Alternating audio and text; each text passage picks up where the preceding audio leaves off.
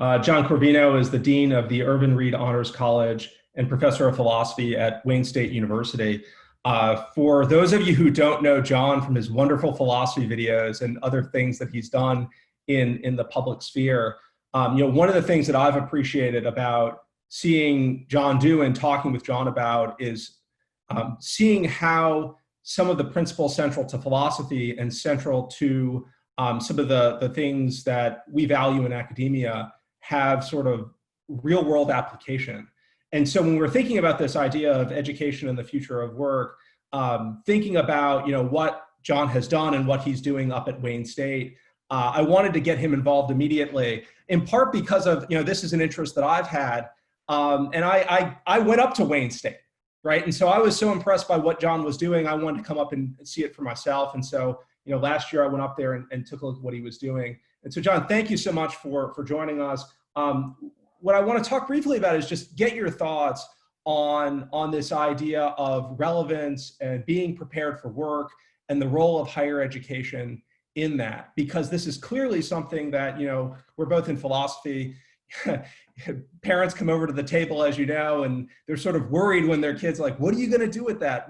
So what do you think about that general trajectory in higher education towards usefulness and work preparedness, and how do you think we should be focusing our thoughts on that? Sure. Well, first of all, thank you for inviting me to do this, and thank you to the Institute for Humane Studies for sponsoring this series. And Chris, I appreciate your inviting me to be part of this project, especially since I feel like, there may have been a kind of bait and switch in that, you talked about the sort of relevant kind of stuff that I'm doing, out there with videos and things like that. And then I wrote a piece for you that if it wasn't exactly peak curmudgeon, it was pretty high curmudgeon in terms of these kids today with their newfangled ideas about academia and what it should be. But, I do worry that at least some of the move to make university education more applicable, more relevant, more engaged, more experiential, pick your favorite buzzword there, actually in the long run are damaging because they're moving us away from core skills, the kinds of skills that students will need, not just for one or two specific problems, but to be able to approach problems constructively generally. And also because, sometimes in university administration, there's a kind of temptation for, and I'll say us because I'm a dean now, so I sometimes will talk about university administration as if I'm talking about those people. Okay, I'm a dean. I've got the gray beard and all that. But there's a temptation for us to kind of look busy, like we're doing things that are, very innovative and very exciting and so on, when in fact what our students need are opportunities to go back and do the kinds of things that historically we valued as part of education. The opportunity to step back, to reflect, to read, to write, to imagine, to engage in dialogue. These are not sort of buzzwordy things, but they're really important things, and they produce very relevant skills. So I want to come back to some of this stuff about assessment and how we've set up universities and whatever else, but I kind of want to jump into this a bit. And this is where if you thought the first thing was a bait and switch, now here comes the fun part. Okay. How much of this stuff do you think, when it comes to worrying about education and what you're going to do with it, right? Focusing higher ed along those lines, connects to, say, broadly speaking, class issues in the background of our students? Because you and I both are at universities where a lot of our students, many of our students, I think many of your students are first generation college students. They're coming from working families. They are, if they're not there on some sort of full ride or some sort of state funds, they're paying for it themselves, right? I go back to think about when I was an undergraduate at Colby.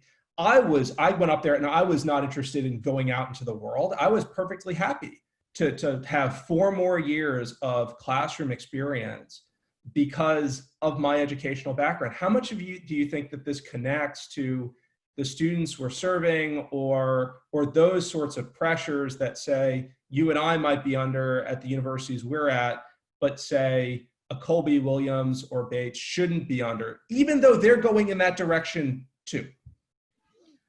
Yeah, I'm wondering if this push is orthogonal to the issues about class, which of course are very important as we think about the future of higher education, and we think about accessibility to higher education, and we think about some of the challenges. I mean, I will say this, a lot of my students, as you point out, are first-generation college students. They also very often have full-time jobs, they have family responsibilities, they have a lot going on. And, you know, as a result of that, they are very pragmatic in their thinking. I mean, I think this is kind of a Detroit thing. So it's partly about being at a university that has such a wide swath of students from different economic backgrounds, but also partly being in Detroit. It's a kind of, roll up your sleeves, let's get it done kind of place. And so, they are very attuned to, what kind of value am I getting for my money here and my time, if I'm going to put the investment into this, what am I getting out of that? Having said that, I think it is just as valuable for them, in fact, in many ways more valuable for them, to have the kind of opportunities to step back and focus on very traditional training in reading, writing, critical thinking, and so on.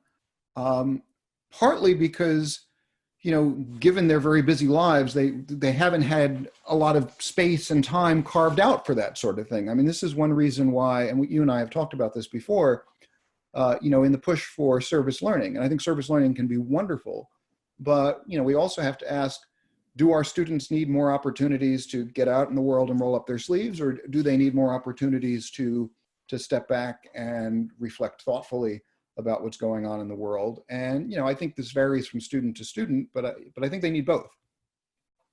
Yeah, and it's so I think about my students, and they're probably very similar to yours at Wayne State, and I'm with you. I think the more time we can get them to slow down and say, look, there's a lot of background, there's a lot of traditional educational knowledge or basic skills that you haven't acquired yet and you need to acquire, the better. But then I also think about myself and think, given my background and the skills that I went to college with, I might have been better off with more of this engaged learning, in part because, my life up until I went to, I mean, my life now isn't all that engaged in terms of the reality of that. The vast majority of people, I think you've had a similar background. I mean, I've never been outside of the university. I went to a very good K through 12 school. I went to a very nice private college. In graduate school, right from graduate school to my first academic position. And now, I mean, the real engagement of the work that I've had has been in the last 6 months, working with people who are trying to get the government money for their businesses. And so I see our students, and I wonder if it's the same with yours, that they've been in the world. How can we help? What can we do to serve them? And should we keep that in mind when we're trying to set up these programs?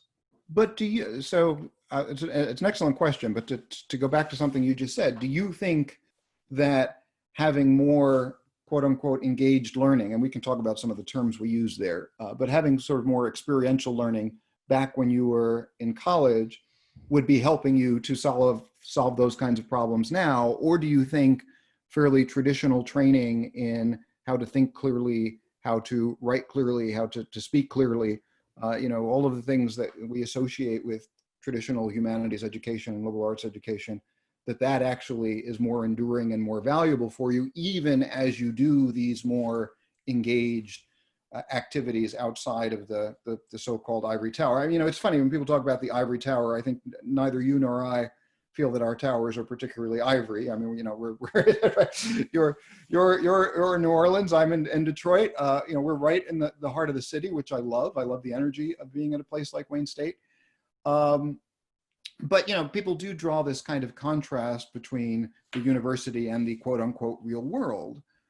But when I look at, friends and students I know who are in the quote unquote real world, and a lot of their real world right now is spending time on Zoom, much like we're doing currently, what do they need on Zoom? Well, they need to be, attuned to other people in a certain way. They need to be able to express themselves clearly and succinctly. They need a certain level of organization and discipline. I mean, all of these kinds of things that we associate, or at least I associate with some of the old-fashioned training that I received. And I should mention that my high school training and actually my college training were both at Catholic schools. I went to a Catholic high school, a very traditional Catholic high school, and a Catholic university, which were very old-fashioned when it came to the liberal arts curriculum. And I'm grateful for that now. And I'm grateful for that now, even though I've drifted quite far in many of my beliefs about the theological underpinnings there. Yeah, it's tough. I mean, I really don't know. I mean, there's no question that when it comes to helping students develop critical thinking skills and writing skills and reasoning skills, and helping them work through some of the great texts in the history of philosophy, there's no question that more traditional background training was very important. There's also no question that at some point, I almost certainly would be better off now. And I don't know if it could have come by some sort of service course or something at a college, probably not. If I would have worked a retail job in a part of town where everyone doesn't have sort of mid six-figure incomes, right? Or just worked any retail job. Yeah. Right. And I think that's something when I think about education and we think about schools that are trying to prepare people for the world, I wonder, and I think you wonder that, are we really equipped to be doing some of the things that we're trying to do? And when we try to do those things, we sacrifice sort of the core of the types of things that universities actually do well. So there's, I think, a lot of richness in what you're saying there. And one is, look, if we are going to make space for some more kind of hands-on learning, if you will, are we able to do that well? And if we're not able to do it well, why are we, taking time and space away from the things that we are able to do well in order to do that, when that might be better served by certain experiences outside of the university, like you say, working a retail job. I mean, I waited tables when I was in college and even in grad school. And yeah, I learned certain things about the world there. I don't know that I would have wanted to take some of my college time as well to learn some of those things.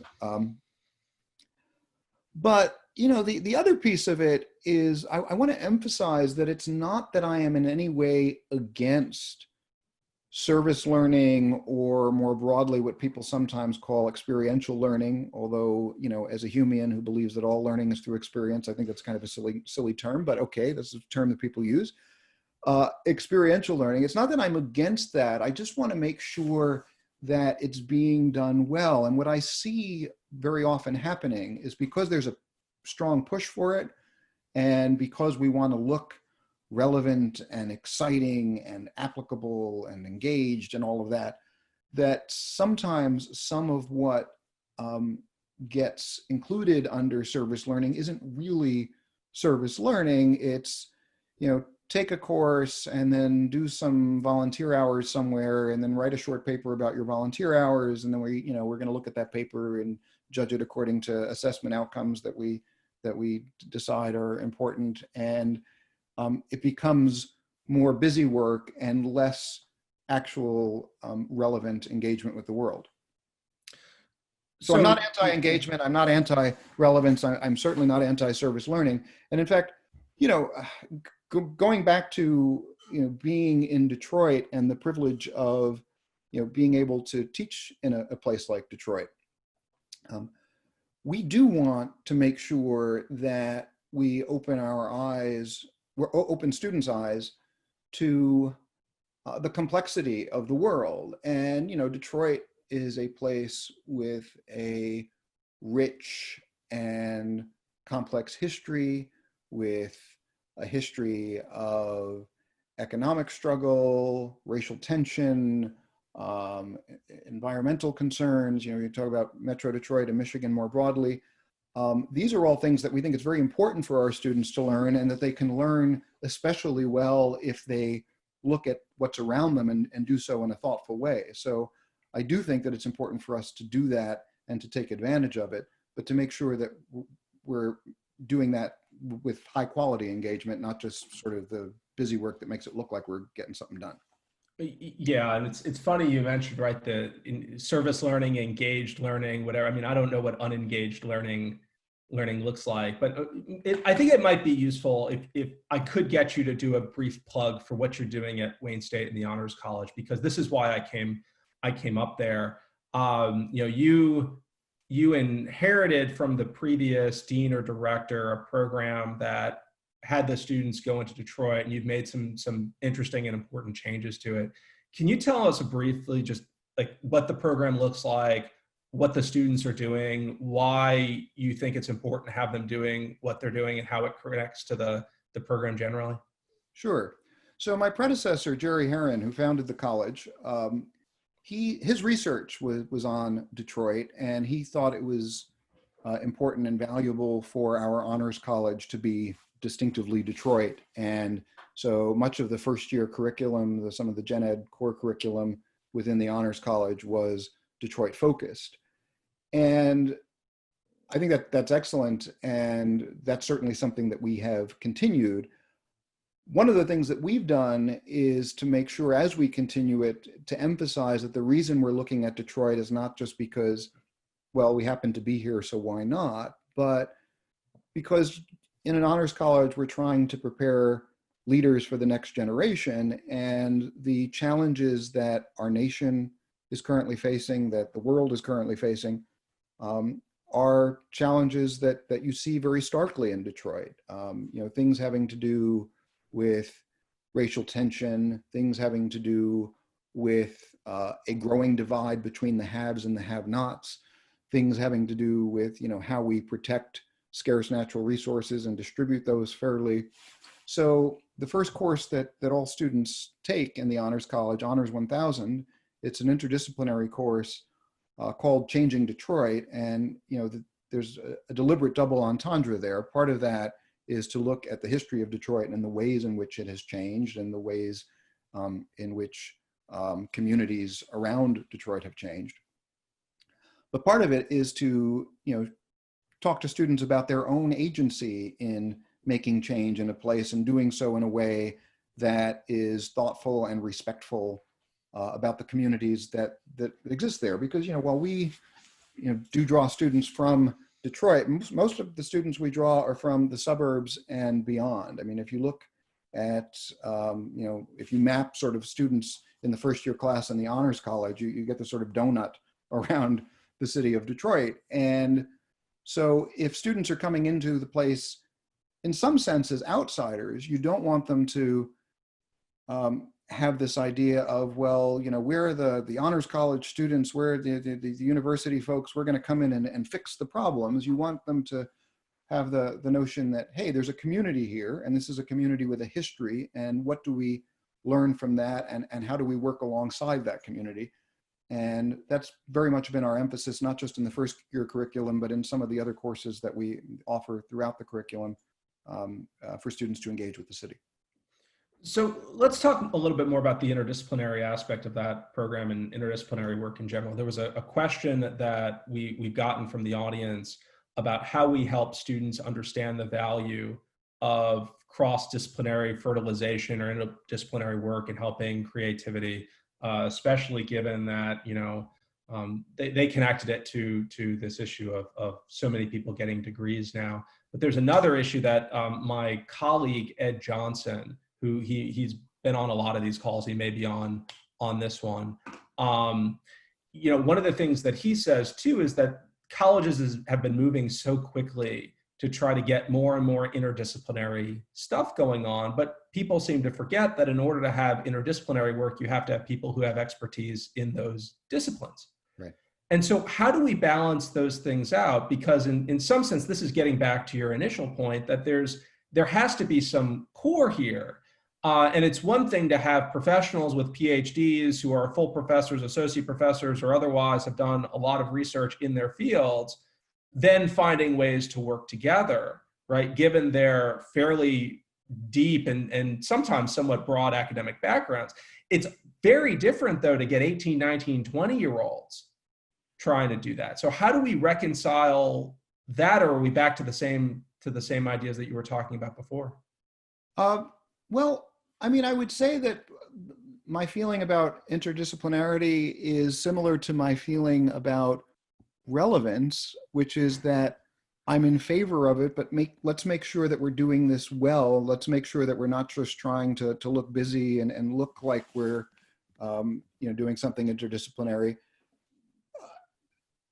Part of that is, in order for us to do what we do well in our own disciplines, we sometimes depend upon other disciplines and insights from other disciplines to do the work that we're doing. So, certainly in my own work as a philosopher and as an ethicist who does what people sometimes like to call applied ethics, although that's another term that I'm not that fond of. I've depended on social science, and that's something that can be done well or done badly, and when it's done badly, it's not very useful. There are many ways in which the work we do in looking at the city of Detroit raises questions about history, about political science, about sociology that we can really deepen our understanding by getting people who know what they're talking about to talk about those things. But I do think that all has to be done, with quality control, and that to some extent it needs to be organic. That when we try to sort of impose it from the top, it's like, oh, we're gonna start giving lots of grants for interdisciplinary work, just for the sake of them being interdisciplinary. Interdisciplinary work, some of it is good, some of it is not so good. We need to have the quality control as well. Yeah, so that makes sense to me, right? So you bring the first year students in, you say, look, you've come to this amazingly complicated city, right? There's a really interesting and rich history here that not only stretches back a while, but the recent history has been really interesting too in the revitalization of Detroit. And so I think one of the things that's interesting, as if I were a student coming in, and we're trying to do this with our students as well, is say, look, you've come to this place. There are all these really interesting and complicated questions related to politics and sociology and history and the environment, especially for us, the environment, right?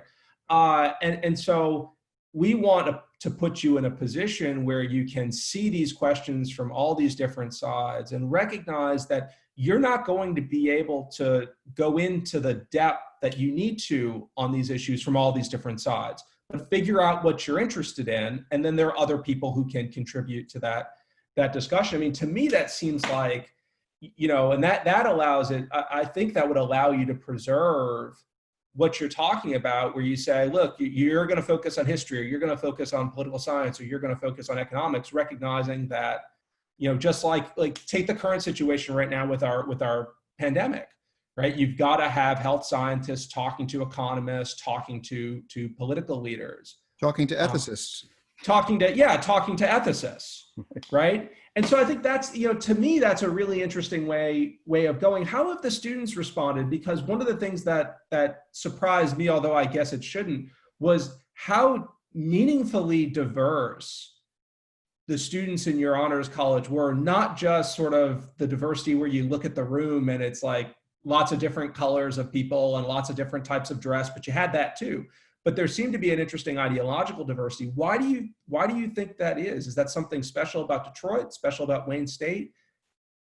I do think it's something special about Detroit and about Wayne State. I also think it, is partly in response to our own messaging about who we are as an honors college, which, the messaging which I think accurately reflects who we are as an honors college, which is, we are a place where we're trying to mold students as constructive problem solvers in the world. And we believe that the best way to do that is, to have all hands on deck in doing that. So, I mean, there are different models of what an honors college can be. And I think sometimes the model is, so you just pick the smartest, most high grade achieving students.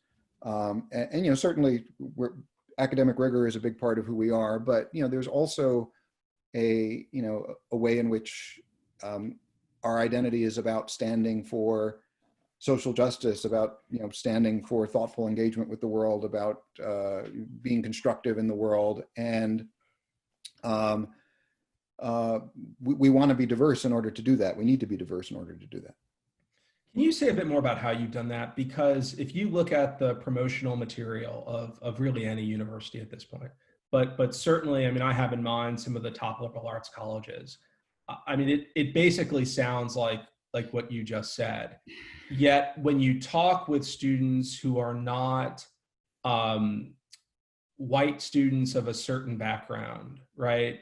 They're brought to campus and they feel like outsiders.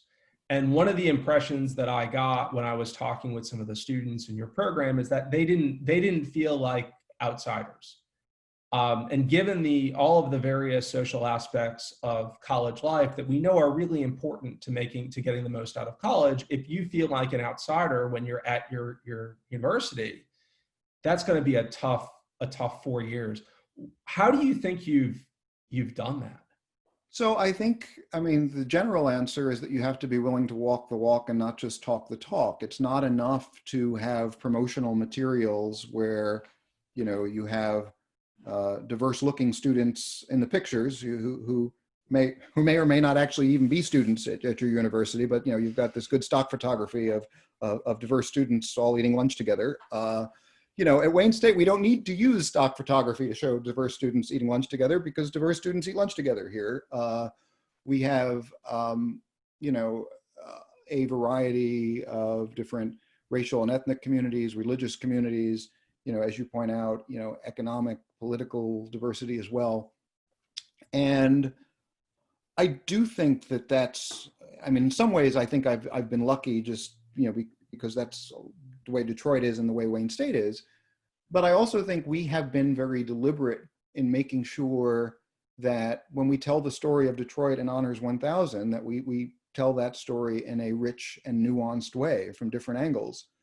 That when we have programming and visiting speakers and events, that we look at things from various different angles, and that we make sure that students know that this is their honors college. It's not either you fit this very narrow mold or else you don't really belong. So I think that's very much a part of who we are, and one of the things I'm very grateful for.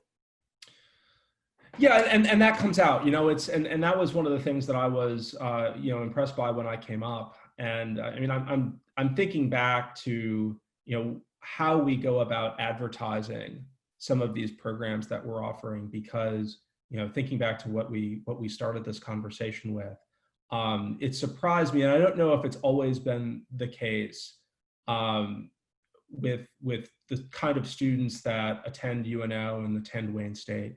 But I've been very surprised by the amount of, say, parental involvement in steering people towards classes and towards majors and towards programs. And so, part of the challenge, I think, when you look at some of the things you've been talking about when it comes to skills and how we set up these programs, is how do we make sure that we're able to do meaningful things, right? Things that have actual value, because as you say, look, you're an administrator at this point. I'm an administrator to a certain extent, right? I run a bunch of programs and I run our honors program. You're an administrator, Chris. Embrace it. Well, that's a different discussion. Maybe for the next 10 minutes. But look, but right. So there are all sorts of pressures, and well, look, we're under them now, right? So there are all sorts of pressures right now. If you look at, say, the pandemic, that we know the finances of our university. And we know that if students don't come back to campus, there are going to be all sorts of financial hits to the university. Mm-hmm. And we all know or if that the state budget goes into disarray, that's another big one. Yeah. That's right. And what some faculty are realizing, or some administrators are realizing right now, is that the university kind of operates like a cruise ship. We make a lot of our money on housing and on meals, and to some extent, us faculty are kind of like the entertainment. You know, but I mean, there's something about that, you know, as administrators, we've got all of these pressures. And one of the pressures that you mentioned is assessment, and trying to design programs and quality control programs based on the various metrics that we get. And this is my long way of coming back to, you know, back to the parents. How do you make sure, and this is another question we got that was in response to your comment about quality control on the faculty or quality control on the programs.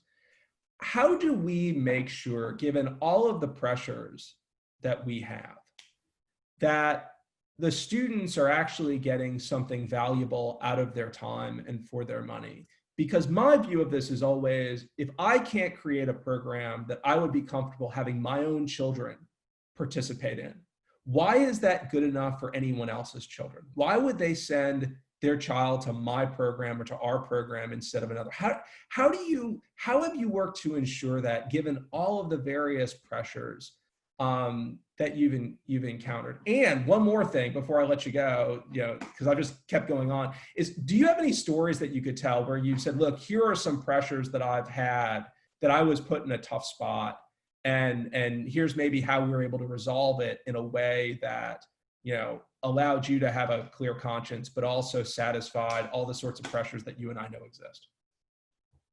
Wow. There's a lot there. I'm not going to ask you, can you repeat the question? We'll be out of time. I will say that, you know, the heuristic of would I send my children to this program, I think is a valuable one. And of course, I've sort of taken the easy way out of answering that question. I just don't have children, so that makes it easy for me. But in all seriousness, I think that that's an important way to think about this. I mean, is this, you know, am I able to walk the walk and not talk the talk? And if I am, you know, what is it that I'm offering that really is giving value to the students? You know, and I mean, this draws on some of my own experience, because neither of my parents have four-year college degrees. I was a first-generation college student. You know, my dad went to community college in Brooklyn. My mom, I think, went to a semester at Hunter College, but dropped out. So when I was in college, you know, my parents, whom I love and adore, and with whom I am very close, they just celebrated their 53rd anniversary in the last couple of days. They wanted to do what good parents often want to do, which is to give good advice to their children and to, you know, create for them a better life and all of that. And sometimes they gave me really bad advice about college because they just didn't know. And so one of the things I do, I mean, we do communicate with parents. We invite parents to come in when we invite prospective students to come in to learn about the Honors College and who we are and what we do. And I say it right in front of the parents. I say, you know, thank you so much for supporting your children. It's really important that you're here. And then I say, you know, students, take advice from people who are in a position to give it, which means that if you're interested in going into law, if you're interested in going into medicine, pharmacy, engineering, education, whatever it might be, you have access to people here who have degrees in those things. Talk to them. And, you know, parents, you may not like it. They sometimes get advice that's not the advice that you would give them. But you know, that's why your students are coming to a research university. So they have access to these people who can give that kind of advice. So I do think that being sensitive to the fact that sometimes we need to educate not only the students and opening their eyes to what it is we do and why we're doing it, but to educate the parents about what it is we do and why we're doing it, is an important piece of it. And I think that partly because of my own background, coming from a family where a lot of people did not go to college, that I'm able to be sensitive to that. Yeah, and see, you have personal background there in a way that I don't have. I mean, I can tell you, you know, one of the most difficult things for me moving from Tulane, where I started, to now UNO is the background of the students, quite honestly, and connecting with them, right? I mean, they're like trying to think of sort of a non-obnoxious way of saying, like, the Tulane students were in some sense my people, right? And by that I mean they had very similar backgrounds that I did. And so when I stood up and talked with the Tulane students or their parents, right, I can say, look, I know your background. I know what your kids are interested in. I know, parents, what you want them to be doing 4 years from now, 10 years from now, 20 years from now, right? Because it's a product, but it's a product that you're not just selling to the 18-year-old version of the kids, you're selling it to the 35-year-old version too. It's much different when you don't have that background. Andrew Cohen, Andrew I. Cohen from Georgia State, who you certainly know, Yes. he's on. He's asked this question related to this, and I'm just going to read it and then get your thoughts. He says, the emphasis on the liberal arts as relevant to the real world sounds like we're still selling the return on investment. Some critics will worry, though, that studying Descartes' cogito isn't going to help the typical student will teach. Are we then ultimately to justify what we do in the humanities in this instrumental fashion? Or do we peer to its intrinsic value? Or is there some other way of supporting what we do? Um, I would say we do both, right? So, I wrote the piece for you in response to this push for relevance. And, I think my general message there, which maybe, I've been rethinking like how I want to bring this to a strong conclusion. And maybe my conclusion is, yeah, I'm all in favor of relevance. Here's how we give them something relevant, to make it clear that I'm not anti-relevance. But I also want to make it clear that I do believe that there is something intrinsically valuable about, spending time with the cogito or other texts that seem esoteric from most perspectives. And, there is something about philosophy, there is something about literature, there is something about the arts that can be beautiful and invigorating and exciting, even apart from any connection it might have to anything we're going to be doing later on, right? And that we want students to see that, and we want students to experience that because we've experienced that. I mean, look, I didn't become a philosophy professor for the fame and the glory. I became a philosophy professor because I got the bug. I did this stuff, and it's like, wow, this is exciting. This is interesting. I want to share that with other people. But I think that it's not an either or there. I think we need to both share that excitement of the intrinsic value of doing philosophy and be able to tell a story about why this matters to things like their later employment. Because frankly, students are spending a lot of money to come to college, and in many cases going into a lot of debt to do so. And if there's not a return on investment, it's going to start looking more and more like a luxury good. And I don't want that to happen either. I want to say something, Chris, in response to something you said about, how at times it helps to be able to speak to the experience of the students and their parents if you come from that background, and it's harder, when you're from a very different background. I agree with that. And I think it's one of the reasons why it's important for us when we are hiring faculty, when we are hiring staff, to think about diversity. And, that's something that I've been very committed to as dean, that we're committed to at Wayne State. And, whenever I say that, there are people who always say, well, shouldn't you be hiring the most qualified people regardless of, whether they check these boxes? And what I say in response to that is, yeah, but let's think about what we mean by qualifications. If part of what we want faculty and staff to be able to do is to reach these students and take them from where they are to somewhere else they haven't been, and if they're being able to connect with that experience, speak to that experience, enables them to do that better, then in that sense, that makes them more qualified.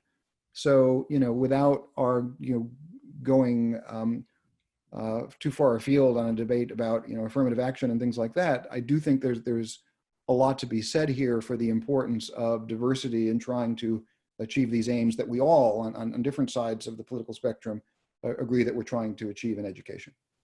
Yeah, and on that note, I mean, the real challenge for, I don't know if it's for you guys, but certainly for me, is trying to hire people who come from a diverse set of backgrounds, because they're just not a lot of people coming out of PhD programs right now that, if you have a somewhat diverse, but you're not like Chris, right? You're not the white guy coming out of the small Northeastern liberal arts college that went to the PhD program. There aren't a lot of people, and they're getting gobbled up by Princeton and Cornell and Williams and Colby and Stanford, and it's very tough I know for us, right? It's tough for me. I mean, I hired 5 people last year. I was able to get a senior economist from Morehouse. But otherwise, it's him and 5 young white guys. And so there's some financial challenges too that, are relevant. I mean, living in Detroit people think that it's cheap. It's not. I mean, living in New Orleans isn't cheap either. I mean, how do you combat that? Because that's sort of a practical problem that you're now having to wrestle with, I imagine, or is that not an issue? I mean, you guys pay reasonably well up there. You pay better than we do down here. So maybe that's not as much of an issue. I think that there is the shared challenge that, you don't have a very, very large pool of backgrounds from non-traditional backgrounds, of candidates rather, from non-traditional backgrounds of diverse candidates.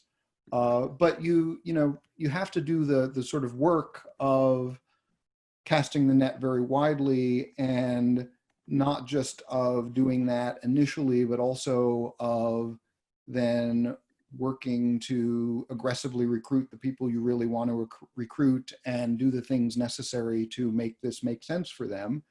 And part of that takes money. And I've been very fortunate in having, a supportive provost and a supportive president in some of that. And, part of that is even things like, you talk about the expense of living in these places. Even back when I was chair of philosophy, I saw the hiring process as not, ending at the point where I got the signed piece of paper. I saw, that, okay, now I've got the signed piece of paper. Now, how do I help this person move here? How do I help set them up? How do I help them find an apartment? How do I help them, get the appropriate mentoring early in their career? I mean, that's all part of the process there. And, it's still challenging. I'm not saying that it's not challenging, but at least the willingness to do those kinds of things makes it easier. So along those lines, as you know, for the series, we've been interviewing a number of college presidents and provosts and deans. And one of the questions that I enjoy asking all of the presidents and provosts and deans is, well, let me preface it for a second, which is those of you who don't know, when you're an administrator, you inherit faculty, you inherit a culture, you inherit all sorts of things, and provosts will usually come from the outside and presidents come from the outside. And so you inherit all these things when you get to the university, and it's very difficult to make substantive changes. So my question is, imagine you were going to start a college from nothing. You didn't inherit a faculty, you didn't inherit a culture, you didn't inherit all the sorts of existing challenges that we know exist by just having to change stuff. What's 1 or 2 things that you would do in a fundamentally different way than you have to do right now, or that we do right now at colleges and universities? Because if you were starting something from zero, you could do it. But now it's almost impossible, if not very difficult, to do those things. Well, having spent some winters in Detroit, I think I would start in a warmer climate. Start in Cabo, maybe. yeah, Puerto Vallarta, I was thinking. But no, I actually enjoy the seasons here, and our winters are not that bad, and summers are quite pleasant. There are a couple of things, and they may sound silly, and perhaps that the reason they're on my mind is just because some of them have come up recently. Most universities have this, I think of it as a kind of fiction, that faculty are 9-month employees and that we give them 9-month contracts. And I say it's a fiction because, in fact, faculty, and when for the many years before I became an administrator, we spend much of the summer doing research, which is a very important part of our job, and which we need to get tenure and we need to flourish, to prepare our courses, which don't just sort of spring forth out of nothing when the semester starts. I mean, we have to actually prepare for that. And there are ways in which the 9-month contract system can create some sort of really weird and screwy problems in a lot of different ways. So I think that I've actually thought about this, whether for future contracts for my faculty, if I'll just, I mean, it's not that I'm going to give everybody a raise, but it's like, can we just admit that this is a 12-month thing? You teach for the 9 months, but there are things that need to be done in the summer, and I'd like to be able to send you an email in the summer without feeling guilty, like I'm talking to you when you're not on the clock, kind of thing. So there's that. I think also there's something, being at a Research One university, thinking about teaching faculty and the important things that they do. And, it's hard to think of many other professions where such a significant portion of people's job, in this case teaching, has so very little to do with what gets them hired, what gets them promoted, what gets them money, because we tend to focus most on the research, and then there's teaching is a big drop down, and then service after that. And in fact, I mean, teaching is a big part of what we do, and certainly at a place like Wayne State and a place like UNO, it's a huge part of what we do. And being able to find ways to reward people who are exceptional teachers, but who maybe have not been on the research track for a whole variety of reasons, and some of it reasons you and I were discussing earlier before the call started, when we were talking about our dissertation research. And I spent very little time taking my dissertation research trying to publish it elsewhere, because I'm like, a dozen people will read this as opposed to some other things that I might write that more people will read, and that became more important to me. But there are people who don't want to play that game, and yet it's harder for us to support them in the current system. Yeah, it's funny you say that. I remember my first semester in graduate school, there was a faculty member, Walter Hopp, who was at BU, and he had just came, I forget, one of the UC schools. It was his first year, and I was his TA. And I remember walking to his office, and he was working on some paper, and I think he'd just gotten some revise and resubmit that he wasn't happy with. And he looks up at me and he goes, "Chris, here's what I don't understand. We're about to go into a room where there are 150 students that I have as a captive audience for the rest of the semester. I can change how they view the world. I can change their worldview. And yet our university is encouraging me to spend the vast majority of my time working on these papers that, even if I'm lucky, I may change one person's view on some minute issue that no one cares about. It makes no sense." And I was sort of looking at him like, "You're right." And then he's like, "Back to the R&R, And it's, but there's something about that where I think we've almost, taken this position that, well, we don't know what good teaching is. There's no real easy way to measure it. And so, do we know what good scholarship is? I mean, I'm wondering if we're setting up a false. Well, you cut me off before I made the deans can count quip, right? It's not about good scholarship. It's about how much of you produce. I mean, that's the problem, right? Is that a lot of this stuff, whether it's teaching or research, and I know you have some challenges with assessment, right? We have to get it into rubrics. And I'm wondering if this is as much undermining what we're doing because of the pressures of assessment, or because of other sorts of pressures, like you talk about the pressures of research, or the pressures of that is also getting us away from what should be the core mission of the university, which is helping. You don't want to change how they view the world, but you want to help people get themselves into a position where they can have an educated, intelligent view of the world. Yeah. And I want to make it clear, look, it's not that I'm anti-research, and it's not that I'm anti, even that paper on that fairly minute issue in Kant scholarship or Hume scholarship.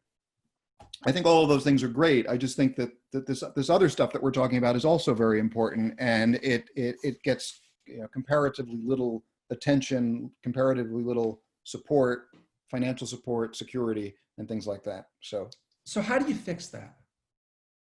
Well, I do think it's important for those of us who are tenured and promoted to the level of full professor, and, you know, maybe now in a university administration, to recognize that as an issue and to work proactively on it.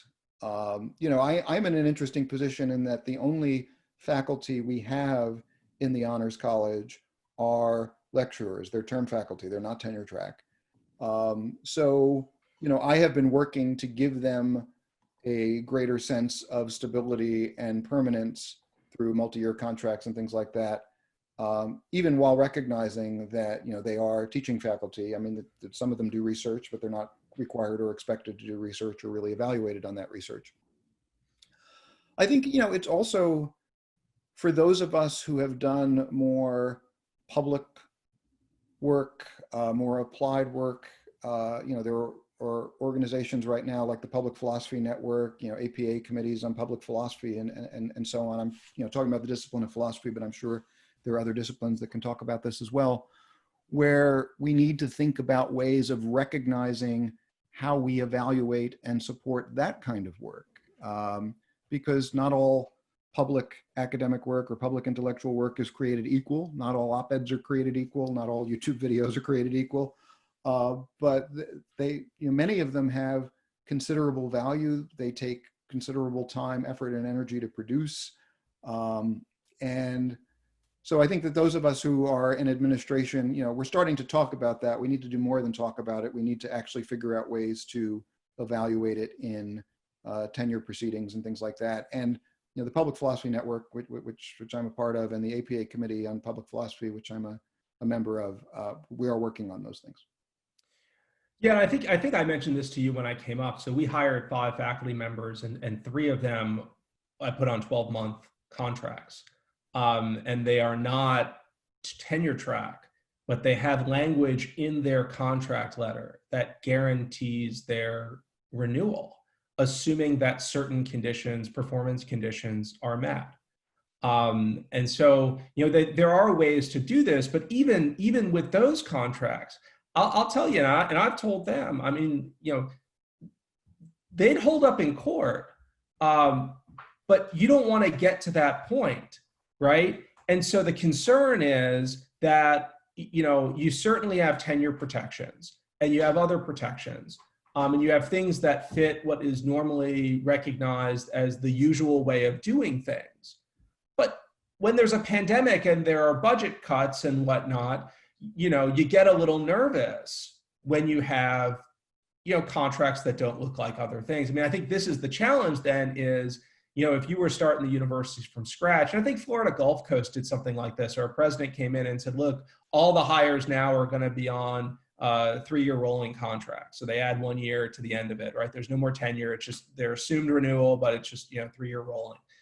But yeah, I mean, that's the challenge, right? That's the challenge, is how do you set that up? Because you could set that up with contracts like that, and then you put the teaching faculty on contracts like that, right? And that satisfies that concern. But it's certainly something, I mean, I think of you know, we do have this split at least at UNO, sounds like at Wayne State too, between teaching faculty and sort of core research faculty that are also doing teaching. Whereas, you know, where I was an undergraduate at Colby, we didn't have that. Everyone was a teaching faculty member and everyone was expected to do some research.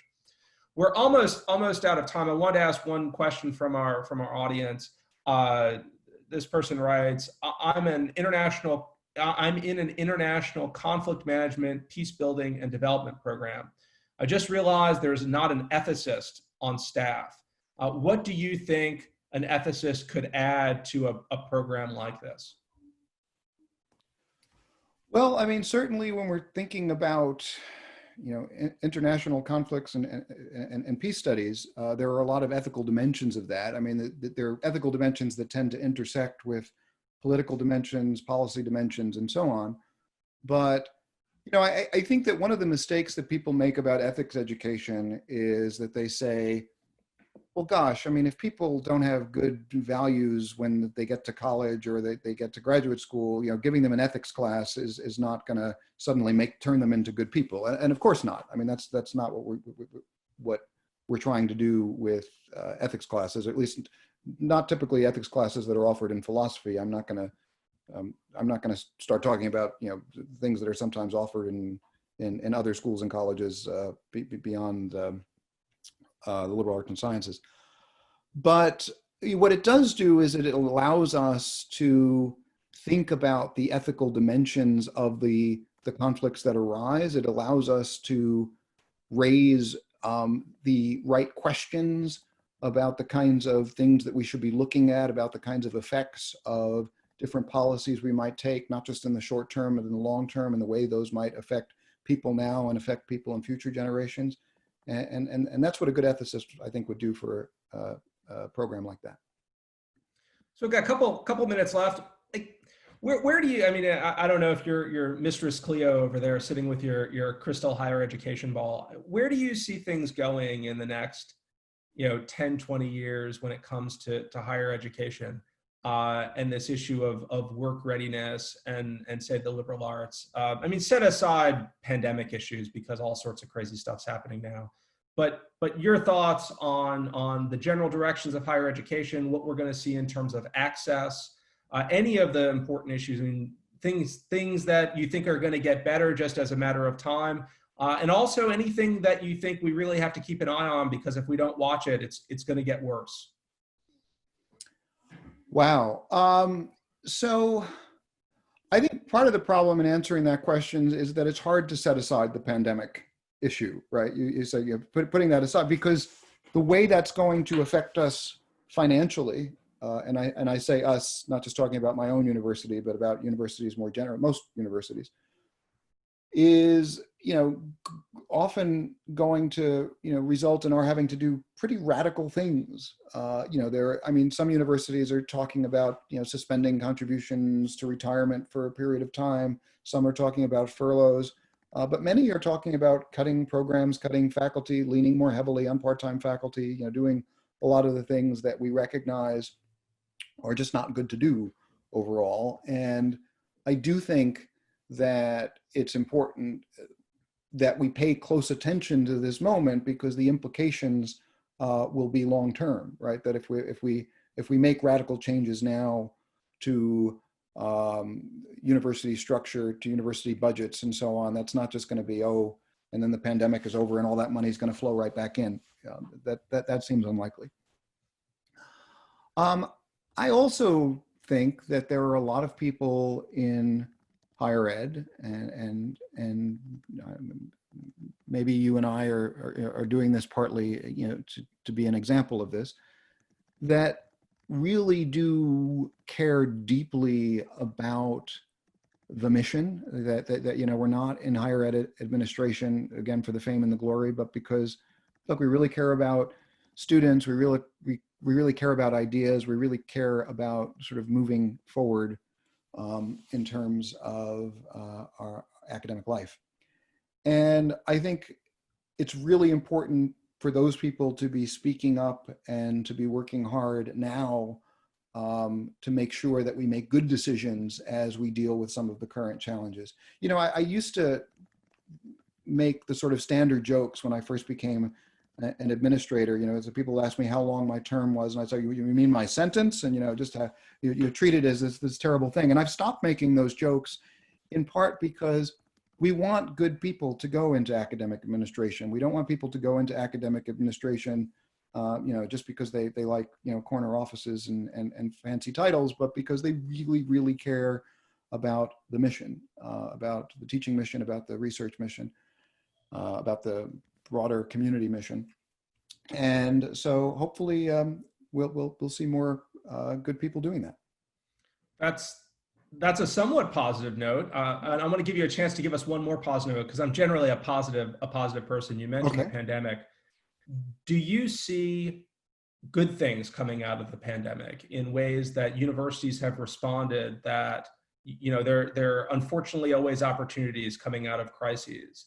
And do you see universities doing things now or thinking about doing things now that will positively impact higher education? Because those are the things, like, as we know about culture, they couldn't have done before. Now they're able to do them, and they're able to keep them in place after the pandemic, and it's going to have a positive impact on the university or on education generally.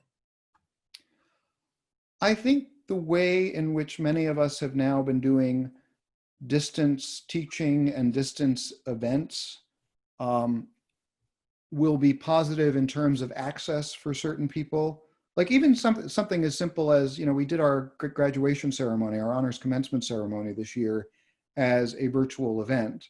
And, was that as wonderful as the in-person event? No, not by a long shot. But what it did do is that it allowed people's grandparents and aunts and uncles and others, far and wide, to participate in a way that they probably wouldn't have otherwise been able to participate if they had to, without getting on planes and getting. And so figuring out ways, even when we're back to doing those things in person, to make them accessible virtually to more people, I think that's a positive thing. In terms of some of the financial realignment, many of us are already sort of cut to the bone to begin with. I mean, it's not as if, I say, oh, well, this gives us an opportunity to cut out the fluff. There's not a lot of fluff. I mean, as I say to my fellow deans, it's like, okay, if I have a 10% budget cut, I guess I'm going to have to get rid of my in-house florist in the honors college. It's like, no, I do not, I don't, I mean, we don't have that stuff, right? It's not like, I'll have to serve less fancy finger sandwiches now at lunchtime. We are a fairly lean operation. And so I do think that, I know you wanted me to end on a positive note, but I do think we have to be very, very careful that these realignments are aligned with who we are and what we stand for moving forward.